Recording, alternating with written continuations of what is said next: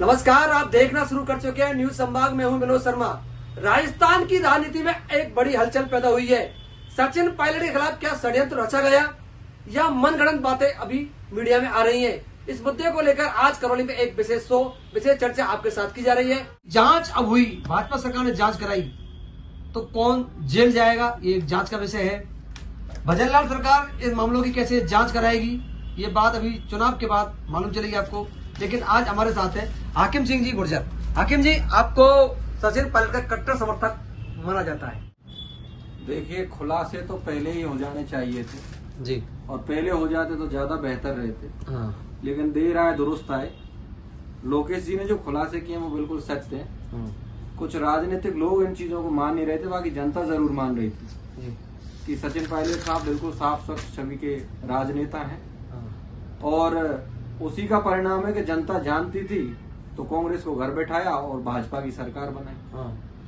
अगर सचिन पायलट साहब के साथ में इस तरह का व्यवहार नहीं किया गया होता और उनको फ्रंट पे रख दिया होता तो शायद भाजपा की सरकार नहीं बनती, पुनः कांग्रेस की सरकार बनती जी।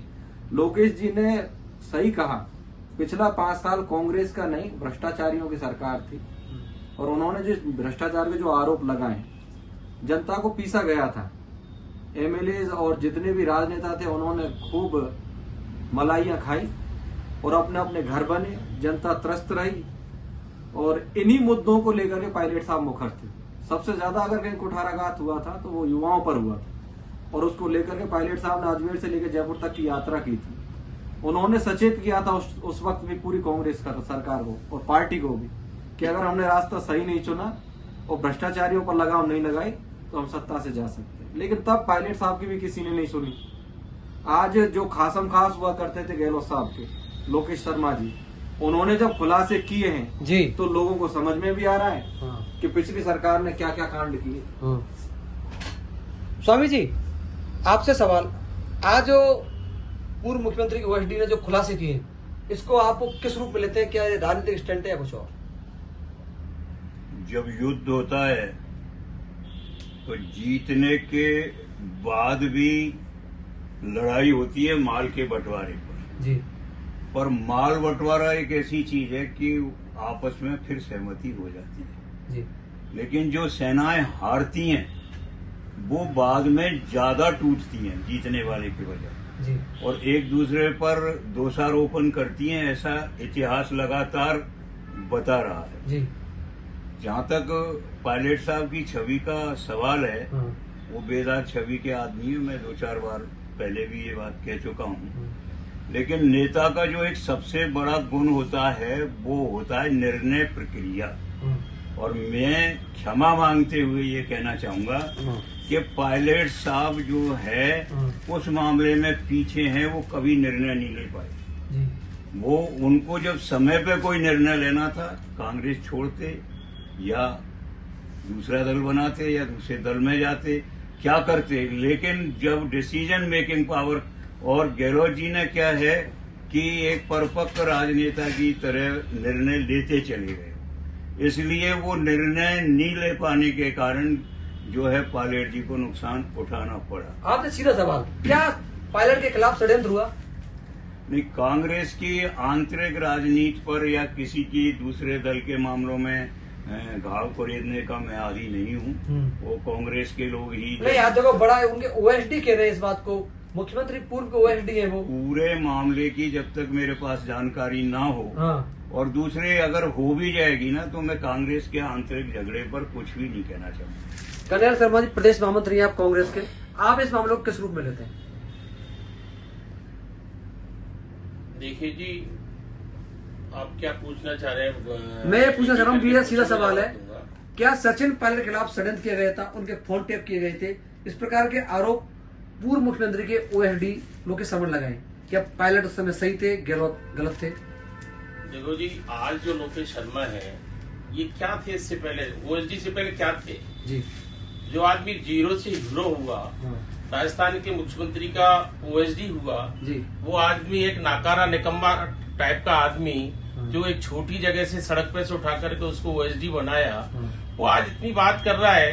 करना चाहिए था तो उसी पीरियड में करना चाहिए था, तो गलत करने के लिए थोड़ी अशोक गहलोत ने कह दिया इसको। और ये आदमी जो अपनी बात कह रहा है मुझे तो लगता नहीं, मैं कांग्रेस का 40 साल का वर्कर हूँ। सचिन पायलट साहब से भी मैं अच्छी तरह पहचान है और मैं उनका बहुत अति मान सम्मान करता हूँ। अशोक गहलोत जी को भी मैं मान सम्मान करता हूँ। ऐसा नहीं है कि ठीक है मनभेद हो सकते हैं, मतभेद किस तरह के जो उनमें हो चले, ऐसा नहीं है कि सीनियर जूनियरिटी का चक्कर भले ही हो सकता है। सचिन पायलट अपने आप में बहुत विद्वान नेता है, ऐसे ही अशोक गहलोत जी हैं। और रही बात राजस्थान में अपन कह रहे हैं उसका नुकसान नफा नुकसान, ये स्वामी जी भी बैठे हैं। पिछला रिकॉर्ड अपन देखें तो सत्ता परिवर्तन का है। एक बार कांग्रेस 5 साल रही, कांग्रेस बीजेपी रही, बीजेपी रहती है सत्ता में, तो इसमें कांग्रेस का नुकसान कहाँ देखने को मिला।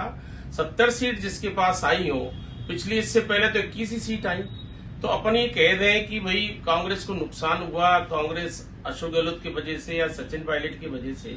देखो राजनीति में सत्ता परिवर्तन होना कोई बड़ी बात नहीं है, तो सत्ता परिवर्तन है। पर जो आज ये बोल रहे हैं ओएसडी साहब, इनको पहले बोलना चाहिए था, पर ये बिक गए। ये लोग बिकाऊ हैं। इन्होंने जो पेन ड्राइव दे रहे, पेन ड्राइव उन्होंने सबूत के तौर पे दिया है किसको मुझे गहलोत ने बुलाया। आज ही क्यों कहा? 2 दिन पहले कहते ना कल चुनाव है सरोज जालोर में, उसको टिकट नहीं दिया। भीलवाड़ा से जो आदमी टिकट मांग रहा हो एमपी के लिए, सांसद बनने के लिए, प्रत्याशी कांग्रेस का बनना चाहता हो, बस 2 दिन में ही बदल गया क्या? 2 दिन में घोटाले हो गए, 2 दिन में पेन ड्राइव सामने आ गया। ये चीटर है, इसको खरीद लिया गया बीजेपी के द्वारा। ये सिर्फ अपनी मनगणंत कहानी रच रहा है, जैसे उसने रचा था ना, आज उसका पता नहीं है। इससे पहले एक विधायक ने रचा था, लाल डायरी निकली थी, लाल डायरी का आज तक पता नहीं है, ना इसके वीडियो क्लिप का पता चलेगा। ये आदमी सड़क पर जाकर के ये, क्योंकि खुद जेल जाने की नौबत में आ रहा है, इतना पैसा कमाया इस आदमी, इतना चीटिंग किया, जब उसकी जब कलई खुलेगी ना, अशोक गहलोत को भी पता चला ये आदमी चीटर है, तो उसको दूर कर दिया। उसने एक भाषा बोली ना कि अशोक जी मेरे से बात नहीं करते। क्यों नहीं करते अशोक जी आज से बात? क्योंकि ये खुद ही चीट करने लग गया अशोक जी को, ये खुद ही डिमांड करने लग गया मुझे टिकट दीजिए। इसने विधायक का भी टिकट मांगा और लोकसभा के लिए टिकट मांगा। सिर्फ इसकी ये नाराजगी है, इसलिए इसका कोई स्टैंड नहीं है, पायलट साफ हो जाए। पायलट के खिलाफ कोई षड्यंत्र नहीं हुआ? नहीं, कहाँ षड्यंत्र हुआ? कहाँ लगा आपको?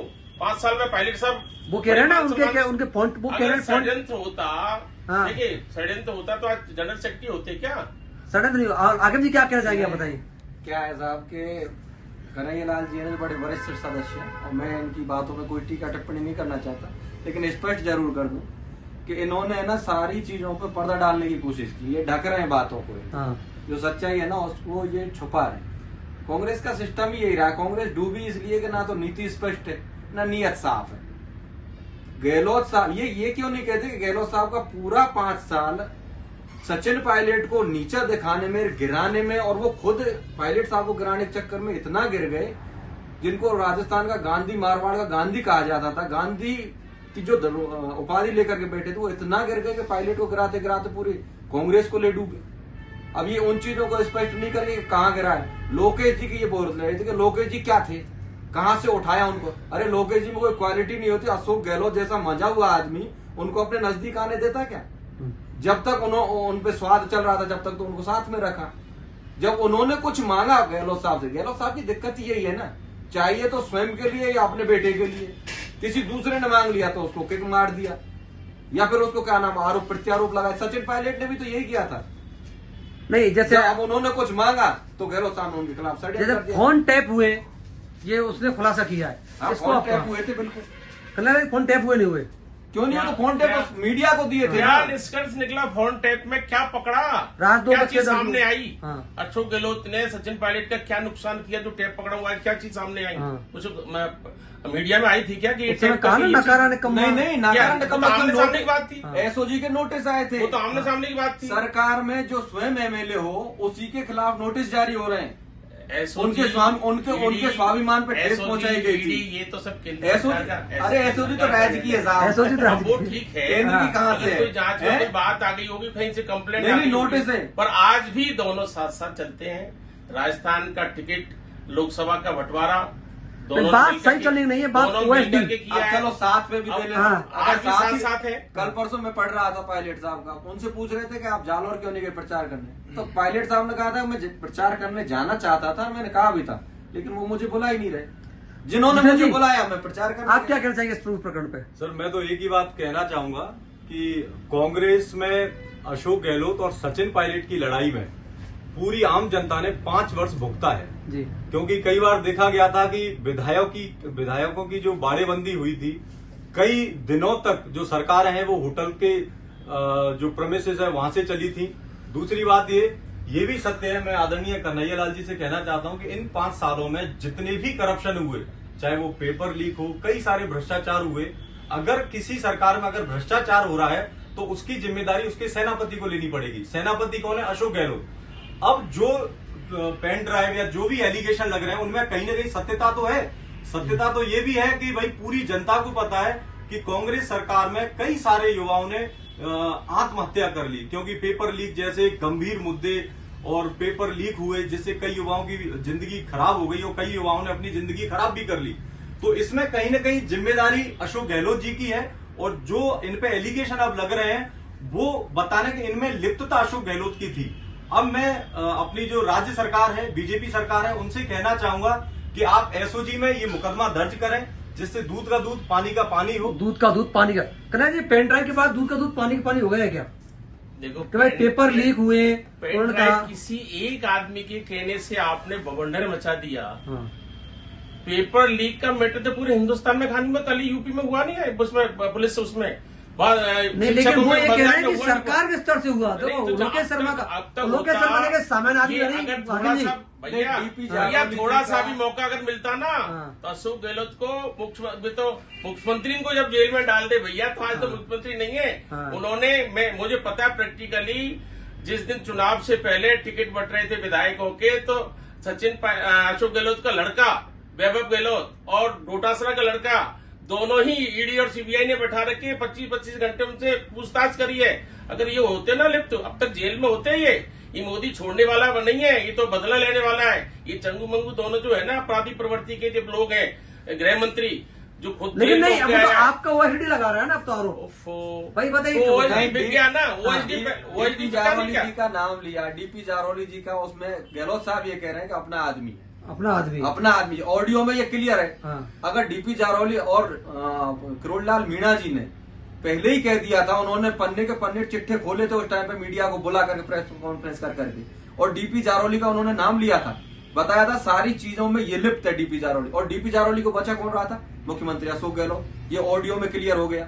ऑडियो किसको सामने आई है? क्लिप आई है सामने, जितने दिखाइए, मीडिया को दिखाइए, मीडिया को दी थी, बिल्कुल दिखाई, मीडिया को शर्मा जी ने दिखाई। मीडिया को तो वो भी दिखाई थी इसी लोकेश शर्मा ने कि प्रधान केंद्र के मंत्री और क्या गजेंद्र सिंह शेखावत क्या खरीदा फरोख्त कर रहे, वो भी दिखाया था।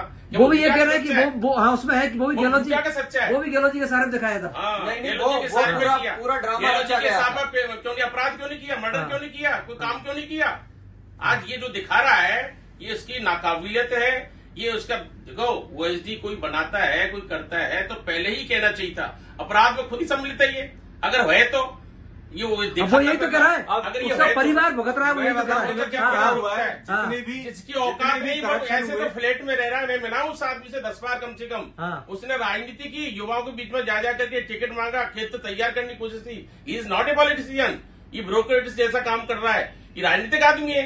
कहीं से पब्लिक की सेवा की इसने, कहीं इसने अपना आंदोलन खड़ा किया क्या, कहीं सेवा की क्या? नहीं तो फिर इस आदमी बेवकूफ है। तो ये ओएसडी कैसे रखे? ओएसडी पॉलिटिकल आदमी नहीं होता। मुख्यमंत्री ओएसडी पॉलिटिकल आदमी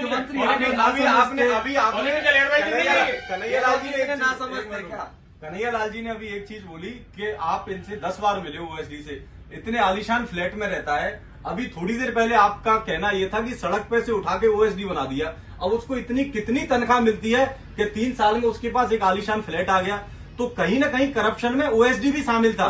लेकिन गहलोत साहब ने क्या किया, सारा करप्शन उसके ऊपर डाल दिया और अपने आप को अलग कर लिया। गहलोत साहब ने तो आज तक एक ओएसडी सारे पेपर्स पे साइन तो उसके थे। तो एलिगेशन जब सारे उस पे आ गए, वो अशोक गहलोत जी उसका फोन नहीं उठा रहे हैं क्योंकि ईडी, सीबीआई, सीआईडी सब उनको उठा रही है। तो गहलोत जी ने अपने आप को अलग कर लिया उससे, ओएसडी से। तो कहीं ना कहीं सत्यता तो है, और सत्यता ये भी है करप्शन हुआ है। आप ये मान रहे हो कि पेपर लीक हुआ है राजस्थान के अंदर? हिंदुस्तान में हुआ नहीं, राजस्थान राजस्थान की बात कर रहे हैं। पेपर लीक राजस्थान की बात करेंगे, विधानसभा में कानून बना है। तो अमेरिका में क्या हो रहा है, हमें क्या मतलब? अपराध होने के बाद में विधानसभा में बाकायदा सख्त कानून बनाया कि दोबारा ये रिपीट नहीं हो। लेकिन ये बात आ गई ऑडियो में मेरा आदमी है, ये क्या है? किसने कहा? आखिर जी मेरा आदमी कौन अपना है? आदमी है डीपी जार। देखो ऑडियो तो ऑडियो, है ना? वीडियो नहीं, तो नहीं, अब गजेंद्र सिंह शेखावत जी का ऑडियो सही है, अब ऑडियो वीडियो में मैं तोड़ उसी फोड़ आ की गई। उसी की तुलना कर रहा हूँ कि ये क्या कर रहा है, कांग्रेस ये क्या खुद ही है, आदमी अपने- गड़बड़ है। अपने मेरा कहने स्टैंड का में मतलब नहीं है, रहती है। मेरा कहने का मतलब है ये खुद आदमी गड़बड़ है। नहीं, गड़बड़ था तो 3 साल तक क्या कर रहा था? गड़बड़ में जो और तारीख किसी साल रहा है ना दिल्ली मुख्यमंत्री में, का ओएसडी अगर बनता है तो उसकी पूरी इन्वेस्टिगेशन होती है, सारी जांच होती है, उसके बाद मुख्य वो तो जादूगर है अशोक गहलोत, उसको तो पता लग गया होगा कि इसका चरित्र कैसा है। चरित्र तो उसको पता। अब आप 3 साल बाद कह रहे हो वो तो गंदा आदमी था, भ्रष्ट आदमी था। 500 करोड़ वाला अजीत पवार वो बैठा हुआ है, सैकड़ों आप- करोड़ के विदेश में आप- बैठे आप हैं। ये कहते हो- ये मत समझो इसमें सचिन आजकल पायलट तो जैसे का कि- कुछ भी नहीं है। परशुराम मदेरणा से लेके सचिन पायलट तक की राजनीति जिस व्यक्ति ने हाशिए पे रख दी हो, जो व्यक्ति इतना बड़ा जादूगर हो, वो एक नॉर्मल सड़क पे से उठाए हुए व्यक्ति को नहीं समझेगा। बीजेपी है खाए अकेला पूरे हिंदुस्तान में मोदी के नाम से कोई दूसरा लीडर है क्या? आखिर जी, कोई बीजेपी देखिए, लीडर है क्या? मैं कन्हैयालाल जी से कुछ भी नहीं पूछता है। हूँ, चलो मोदी की दिक्कत क्या है? मोदी जी नहीं, पर्सनल नॉट ए पार्टी। आप विषय मत भटका, मेरा विषय सीधा है। लोकेश शर्मा ने जो कल ऑडियो जारी किया कि उसको अब अकेला छोड़ दिया गया है, सचिन पायलट के फोन टैप किए गए हैं, उसके खिलाफ षड्यंत्र रचा गया है। मैं इस पे आप पे जवाब चाहता हूँ, ये क्या मानते हैं? नहीं, गहलोत साहब की यूज एंड थ्रो की पॉलिटिक्स है। हाँ मदेरणा फैमिली को यूज करके यहाँ तक आ गया, उनको किक मार दिया, हाँ उनको नीचे कर दिया। मिर्जा फैमिली है, उनको नीचे डाउन कर दिया। हाँ। पायलट साहब का ये जो लोकेश जी कह रहे हैं ना, वो सही है कि वो भुगत रहे हैं, किनकी क्या वजह हुआ से? ना? गहलोत साहब की वजह से भुगत रहे हैं। जब और अब उनको किक मार दिया, फोन अटेंड नहीं कर रहे, बात नहीं कर रहे। अब ये जो तो क्या election पायलट आया हुआ के है, खिलाफ षड्यंत्र रचा गया? मैं आपको एक उदाहरण दे देता हाँ। हूँ। जब विभीषण को पता लगा कि रावण गलत रास्ते पे है, हाँ विभीषण एक धार्मिक व्यक्ति था, जैसे ही वो तो बचपन से रावण के साथ ही पला बड़ा सब काम हुए, लेकिन जब इसने देखा कि ये तो बिल्कुल ही अधर्म के रास्ते पे है, तो उसने ये सोचा कि इस व्यक्ति को छोड़ के और धर्म के रास्ते पे वो चला जाए। तो वो राम जी की शरण में आ गया और आने के बाद रावण की जितनी भी कमजोरियां थी वो सब उसको बता दी। इसका नतीजा क्या हुआ? रावण का पतन हुआ। तो सेम यहाँ पे ये जो अपने शर्मा जी हैं, लोकेश जी हैं, इन्होंने यही काम किया। 3 साल तक पहले इनका देखा कि गहलोत जी अब मान जाए। जब नहीं माने, उस पाप में भागीदार वो भी था, लेकिन जब नहीं माने तो सारी पोल आके कन्हैया जी, आपको जीतन जी ने आपको मैं गलत उदाहरण मानूंगा। जीतन जी ने बहुत शानदार उदाहरण दिया। गलत उदाहरण है। हाँ बताओ। विभीषण और रावण सत्ता में था, विभीषण सत्ता में नहीं था। ये जब 5 साल सत्ता में था, अगर ये ईमानदार था, अगर इसकी छवि अपने आप को ये नहीं मानता, विभीषण मानता था, तो सत्ता में 5 साल रहते इसको अलग होना चाहिए था। जब तो हम इसको ईमानदार मानते हैं। अब तो सड़क पे ये और सड़क पे अशोक जी हैं, अब क्या मानेंगे ये? अब आपका तो देखो, अभी आपका अशोक गहलोत आपने मुख्यमंत्री है एक क्या? चीज बोली थी, आपने एक चीज बोली थी, 5 साल बीजेपी 5 साल कांग्रेस, 5 साल बीजेपी 5 साल कांग्रेस। इस मामले में तो इसमें लोकेश जी को तो पता था आने वाले 5 साल मेरे होंगे, लेकिन फिर भी उसने हाँ, सत्ता को छोड़ा। आने वाले फिर 5 भी साल उसने मेरे होंगे, अधर्म का बीजेपी के साथ होंगे। छोड़ा, अधर्म का साथ छोड़ा और धर्म के साथ देखिए, वो आया। इस मामले में और स्वामी जी चुप है। स्वामी जी, आप नैतिक रूप से किस रूप में लेते हैं, इसे बताइए। नहीं, मेरा मानना ये है, माननीय जितेंद्र जी ने जो अभी बात कही, तो युद्ध से पहले ही विभीषण उस पक्ष में जाकर मिल गए। क्या बात है। एक अंतर यहाँ दिखाई देता है। हाँ दूसरी जो बात कही आपने, तो मैं आपसे ये पूछना चाहता हूँ, सब लोगों से पूछना चाहता हूँ कि क्या कोई व्यक्ति श्रीलंका तो छोड़ दो, भारत में भी विभीषण नाम रखना चाहता है क्या? कोई नहीं। आपने जिनका उदाहरण दिया है, तो भारत में भी श्रीलंका तो उनका देश था, लेकिन वो विभीषण नाम रखना चाहता है क्या? सबसे बड़ी बात यह है कि दोनों एक थे, आज भी एक ही पार्टी में हैं, आज ही एक ही परिवार के अधीन हैं दोनों के दोनों, गहलोत जी और पायलट साहब। और मैं वहीं पर अपनी बात पर आ जाता हूं कि जब निर्णय लेने की जरूरत पड़ती है, जो समय पर निर्णय ले लेते हैं, वो लंबी छलांग लगा जाते हैं। अभी तो राजनीति है, हानि लाभ सब स्वामी जी, चलता है। अभी लोकेश शर्मा ने जो खुलासा किया, मुख्यमंत्री ओएसडी रहे, क्या नैतिक रूप से संयम करना चाहिए था, नहीं करना चाहिए था? किसका? लोकेश शर्मा ने जो खुलासे किए ना आज, जी, वो खुलासे उसका करना सही है या गलत है?